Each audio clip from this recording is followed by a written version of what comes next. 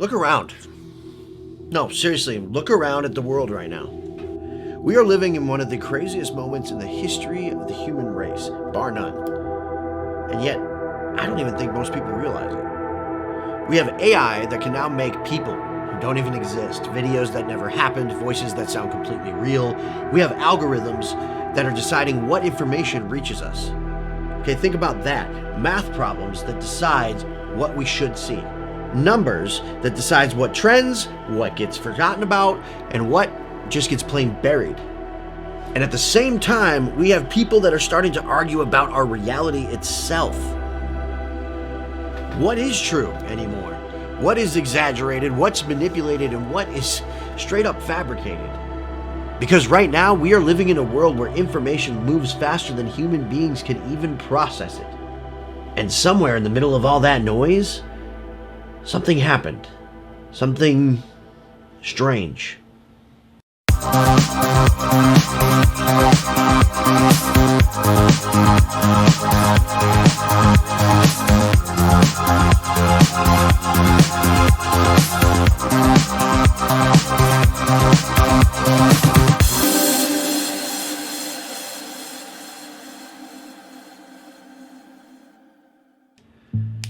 Did you notice how all of a sudden the topic of UFOs and extraterrestrial life just suddenly became mainstream? And I know how crazy that is to say out loud, but seriously, think about how fast that shift happened. Not that long ago, this topic was cultural suicide. Okay? You talk about UFOs, you're a conspiracy theorist, you're a joke, a crackpot. And now, what do we have? We have major news outlets that are reporting on it. We have government officials openly acknowledging it.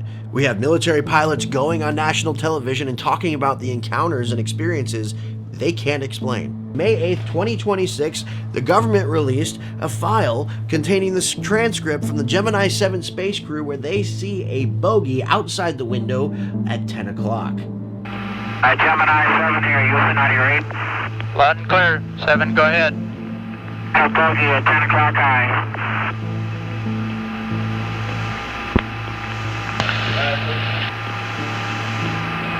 This is Houston. Say again, 7. So we have a bogey at 10 o'clock high. Roger. Gemini 7, is that the booster or is that an actual sighting? So we have several, looks like debris up here, actual sighting. You have any more information, estimated distance or size? But we also have the booster in sight. Understand you also have the booster in sight, Roger. For those who don't know, a bogey means another craft. And the weirdest part is, people barely reacted. It's like the world just quietly accepted it. And if you trace that shift backwards in time, everything seems to lead to one moment. A report gets published by the New York Times that reveals that the Pentagon had secretly been studying unidentified aerial phenomena, or UAP, for decades. This is not an internet rumor, this is not from some 4chan thread, this is radar data, government programs, and military pilots. And just like that, all of a sudden, the conversation changed. Now, since then, it's been a slow drip. Okay, a video gets confirmed here, a hearing happens there, another pilot comes forward, another piece gets added to the puzzle. But here's where I started getting stuck, because the more you look into this, the more you realize this information doesn't feel new. It feels like old information that's being suddenly allowed back into the conversation. And that raises a completely different question. What happened in 2017? Was it what was flying around in our skies, or the permission to talk about it?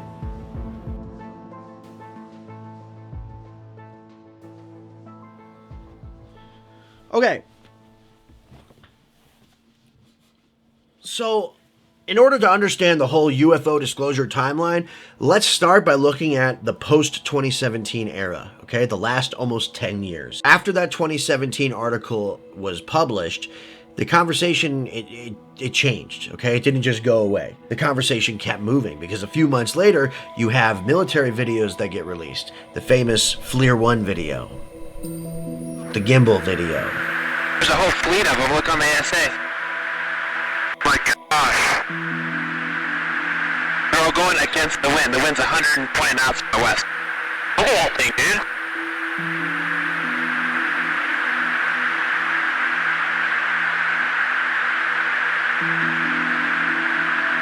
That's not our LNS though, is it? It's not. That is an LNS, dude. Well, if there's like... Look at that thing. It's rotating. The Go Fast video.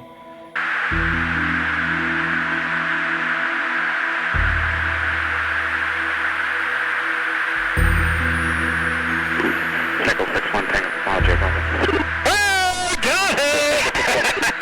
Woohoo! Roger, there's troubleshooting. Did you box moving target? No, I took an auto track. Oh, okay. Oh my gosh, dude. Wow, look at that, man. Look at it fly. These videos were passed around the internet just like every other UFO video that had come before it. But this time, it was different. Because a few months later, you have the Pentagon that actually said that these videos were authentic. They put their stamp on it, said it's real. That had never happened before. Now, they're not saying it was aliens. They're not saying it was a spacecraft. Just, official military footage with pilots having encounters that they can't explain. No big deal. Regardless, that changed the conversation immediately. Now, all of a sudden, you've got Navy pilots coming forward and doing interviews. You've got mainstream media reporting on it without playing X-Files music in the background. You have intelligence officials who are openly acknowledging and confirming that these encounters are happening. And the government's response this entire time is strangely careful. Nobody's saying too much, but nobody's laughing at it anymore either.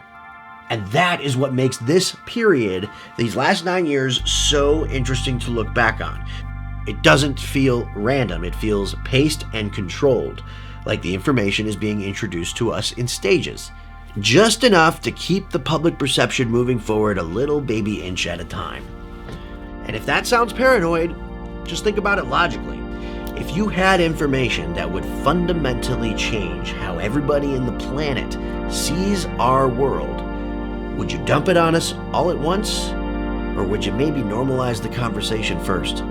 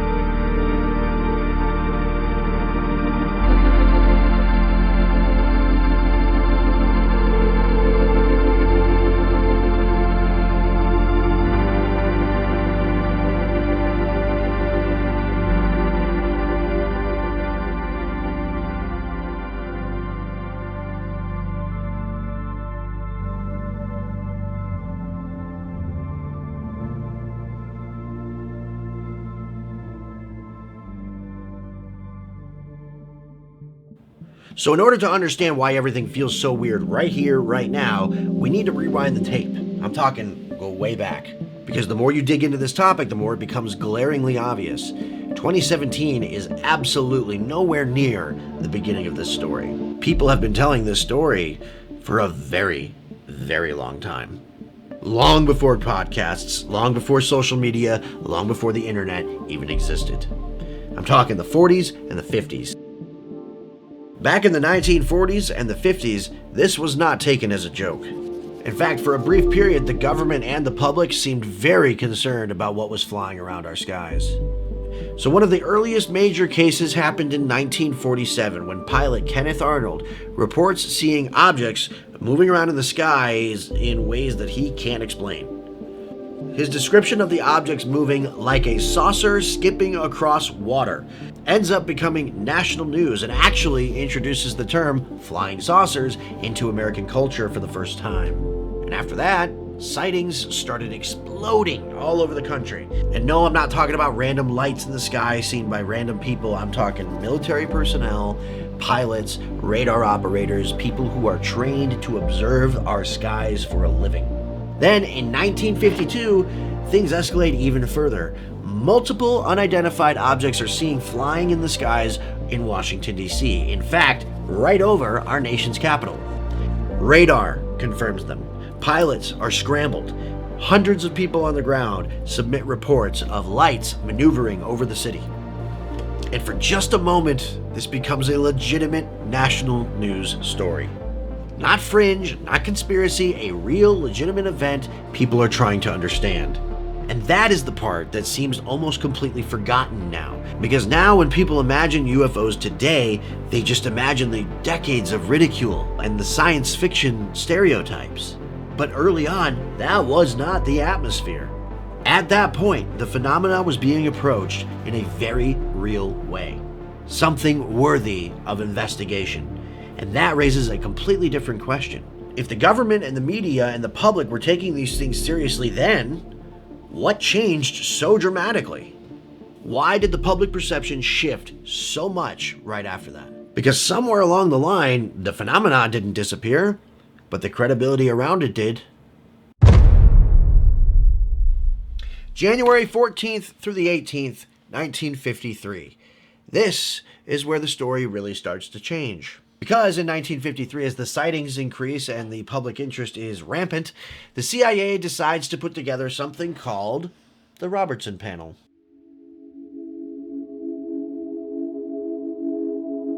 What was the Robertson Panel? Well, it was a gathering of scientists and government officials. Now, at first glance, this would seem totally reasonable, okay? We got people seeing things that they can't explain. We got radar operators tracking things they don't understand. The military is paying attention. So naturally, you would assume the government's going to bring together scientists to figure out what's going on, right? But when you start reading through the panel documents yourself, you start to realize something. That wasn't what they were focused on. The deeper concern wasn't the phenomena itself, it was the public's reaction to it. One section of the report literally warns that, and I quote, "The continued emphasis on the reporting of these phenomena in these perilous times is fraught with danger." You also have to remember that this is Cold War America, okay? Fear, paranoia, nuclear tension, that was what was running the country back then. And all of that is happening in the background while this conversation is unfolding. So the panel continues on to raise concerns about what they describe as the clogging of channels of communication by irrelevant reports. So think about that for a second. They were seeing so many things in the sky that the government literally considered it a problem when it comes to national security. Instead of saying, let's fully investigate this and try and figure out what's going on, they go with, let's debunk this phenomena and reduce public interest. That is their wording, not mine. One section literally recommends that the debunking aim would reduce public interest. And when you really stop and think about what exactly that moment means, it's kind of a big deal, because you realize they weren't saying, let's figure out what this is. They were saying, let's get people to stop talking about it. That is a completely different objective. The panel essentially argues that the whole topic needs to be psychologically cooled down, made less serious, less threatening, less believable. And according to the report, one of the ways they would do it is through mass media and public messaging. The panel specifically states, and I quote, "This education could be accomplished by mass media such as television, motion pictures, and popular articles." And honestly, that's the line that really gets me. Because now you're not just talking about investigating sightings anymore. You are talking about mass manipulation of the public. And once you realize that, the next 70 years start to look completely different. Because after this moment, all of a sudden, UFOs start getting associated with crazy people, tabloids, crazy news, fake historical science fiction, bullshit, essentially. And it's met with nothing but ridicule. Now, this does not happen overnight, but gradually. And that distinction matters because the phenomena itself never disappears. The sightings continue, military encounters continue, the reports keep coming in. What changes is the credibility around the subject. 1953. So when you really step back and look at the timeline, it starts to feel less and less like the mystery went away, and more like we weren't allowed to talk about it.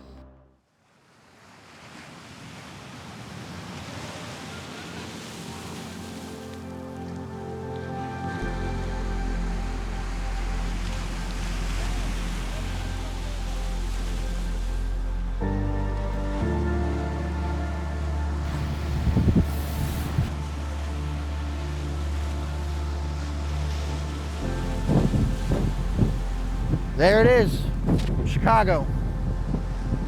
So for this scene, I decided to come bring you guys to the Indiana Dunes.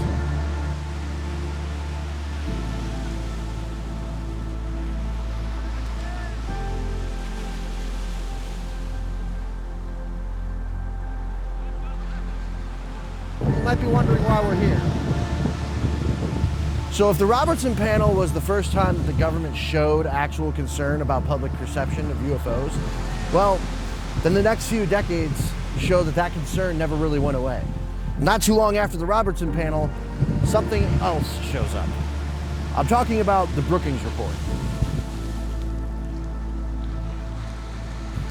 So technically, the Brookings Report wasn't about UFOs. It was commissioned by NASA in order to explore the ramifications of deep space travel and possible contact with advanced civilizations.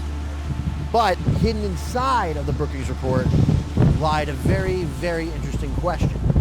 What would happen if the world came into contact with extraterrestrial intelligence? What would happen?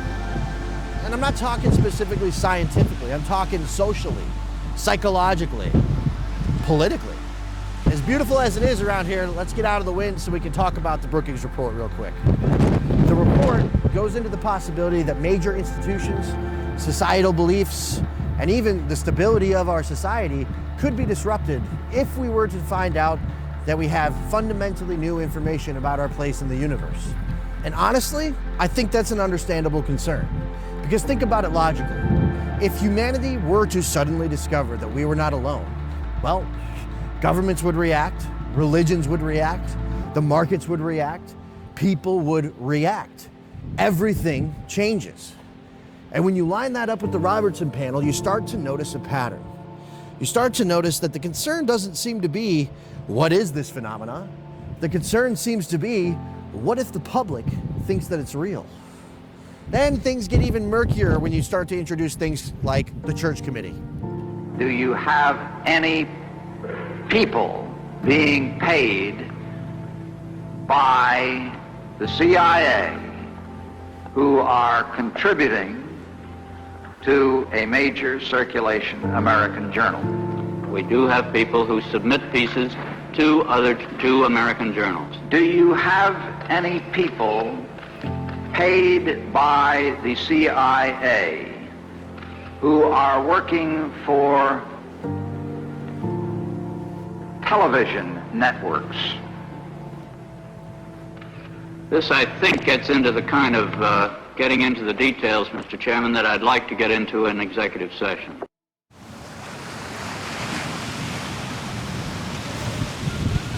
So in the 1970s, there was this thing called the church committee, right?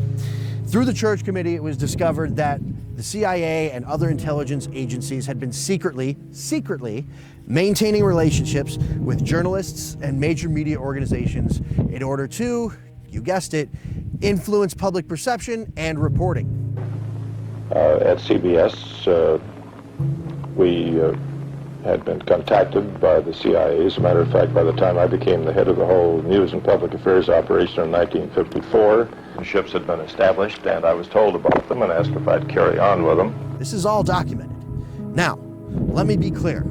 Am I saying that there is some giant UFO conspiracy in the media that controls every single newspaper in America? No, of course not. That is not what I'm saying. What I am saying is that the CIA and the intelligence agencies absolutely understood the power of media narratives and public perception, and that they decided to change and influence the media on a whim whenever they think that it serves national interests. And once you realize that, well, you can't help but start noticing and looking at the UFO ridicule for decades just a little bit differently. And now I'll ask Officer Stein and his colleagues to escort the accused into the room so that we may all look upon the guilty party. Don't get him too close to me, please. In the alien costume, the governor's chief of staff. Now, this just goes to show that you guys are entirely too serious. UFO enthusiasts were not amused, especially since the governor was believed to have seen nothing.